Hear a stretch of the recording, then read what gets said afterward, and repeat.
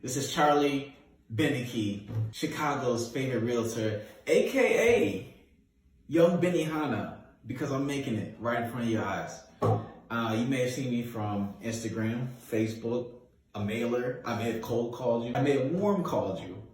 I may have just called you. Lukewarm. You may have seen me also on my website. There's a lot of places you can see me, but guarantee you, if you're watching this video, you've at least seen me twice. And for today, you're seeing me on YouTube because today we're gonna go over the process of purchasing a property. When I first bought a property on my own, before I was a real estate agent, I was so left in the dark of not knowing what was gonna happen, what was gonna be the next step. And it just felt, it was just anxiety ridden, not knowing what was gonna happen, who I needed to talk to, what I needed to do. I was just going in blind and scared and anxious and nervous. It's giving me wrinkles just thinking about it. So I am doing this for past me, but also current you. So let's get right into it. The first thing you need to do is you need to get in contact with an agent, preferably me. This is a big first step because when you reach out to an agent can help you look at properties, get you into properties, also give you a background of the neighborhood that you're looking in, give you a background of the properties, different type of properties here in Chicago, give you an overview of the whole process. The agent also is kind of like the quarterback of the situation. They're the front-facing person. They'll connect you. If you don't have any of these connections, they can connect you with people who will lend you money, who will help you.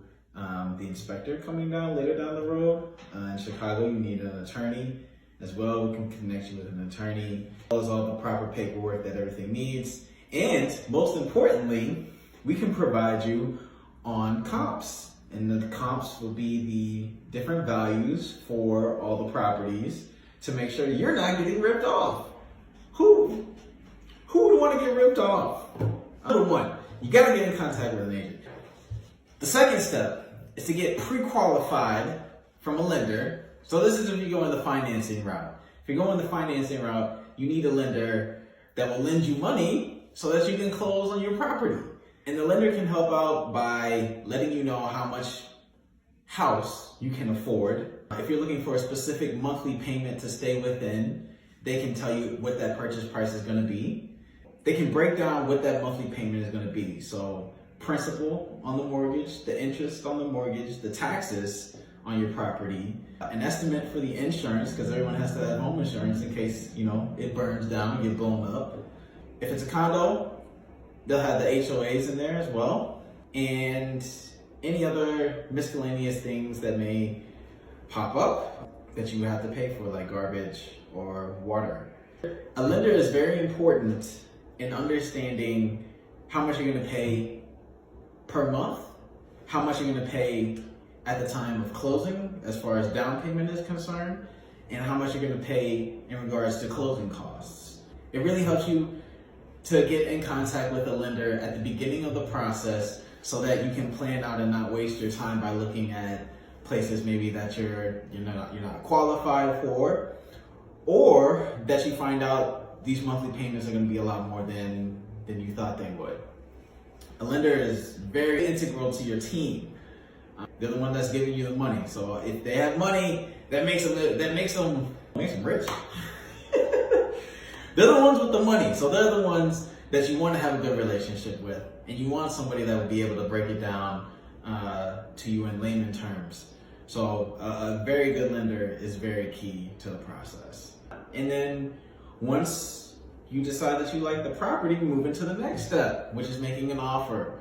I always send out the agreement to purchase a property when you first meet with me. It's a blank, I send out a blank agreement, that way you can read over it beforehand. So when it comes time to put in this offer, you're already familiar with what you're signing up for. It's some nice, light, nighttime reading, but there's a couple of things in there that are very important to you as the buyer. And you'll see that these agreements are very protective of the buyer.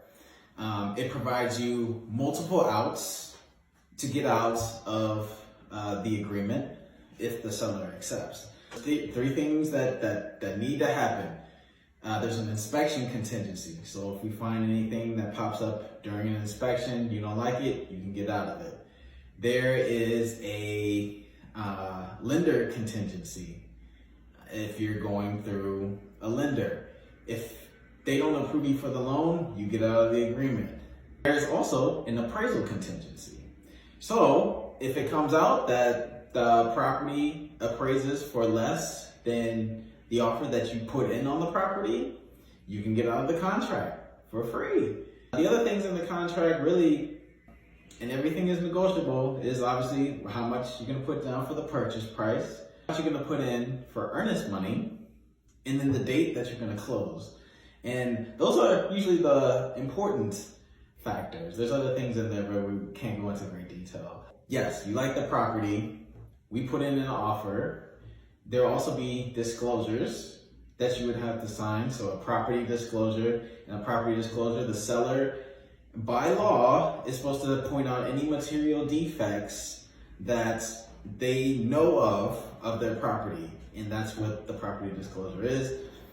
People will also do a radon disclosure, letting you know that there's no radon. And if it was built before, like in the 1970s or before, they'll also do a lead disclosure to let you know if there's any lead. They know of any lead in the property. Once the seller tells us yes, that is when we usually deposit the first draw of earnest money. So earnest money is around 1% of the purchase price. So if it's a $200,000 property, you can expect to put $2,000 down as earnest money. Yes, you have the buy-in from your lender, you have the buy-in from me, but the seller still wants to see that you're serious. So the earnest money is usually held by the listing agent's brokerage. Sometimes it can be held by the title company, it can also be held by different attorney's office, which leads us into the next step, inspection period. So the inspection period is the allotted amount of time that you're able to have an inspector go into the property, take a look at the property, come up with an inspection report, and then requests that anything wrong from the inspection report, we can either try to get a seller credit from them, essentially giving us money back, or have the sellers fix whatever the problems are. So you only have a limited amount of time to do that. Let's say it's 5 business days. And if we do not meet that deadline of the inspection contingency, the sellers can say, we don't want to continue with this and keep your earnest money. So that's why it's very important to stay on, to read what's in the contract, one, know what you're agreeing with, and then to keep up to date on all the deadlines. During that time, or before that time, you put in the escrow, you also have another team member coming in here, and that's going to be the real estate attorney.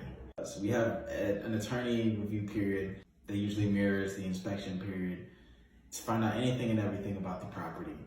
The attorney is a very key part of your team here as well, because your attorney is the one that's going to do a lot of the background check, especially if you're doing a condo. They do the background check for the HOA. They get all the different records of the property. They make sure everything is legal. They make sure that the seller is, the one that says that they are actually the seller. So they go all down a deep dive of the property, of who bought it, who sold it, all the different transactions. If there's any amendments to the contract, the attorney is the one that is doing that. It's really a whole process of your lawyer, your real estate agent, and your lender all working together to make sure that it's a smooth transaction. Attorneys are very vital to your transaction. So you want someone that's very thorough, someone that's done it a lot, has done it many times before, seen all different types of cases, loves to do research work. No, your ex probably can't do it because they need to have a legal background. Exes are crazy. After attorney review concludes, everyone's happy. Usually a second deposit of earnest money is required, usually the same or less as the first deposit of earnest money. Once that is deposited, In the background, this is where your lender really shines because they're asking all these different documents, stuff that they may have asked for at your pre-approval. They're asking for those documents again, and they're asking for even more detailed information about your job, on your credit score, all your debt, the income that's coming in, whether it's through stocks, dividends, other properties, your side hustles, your tax returns, all those different things they're taking a look at to make sure that you qualify for the loan.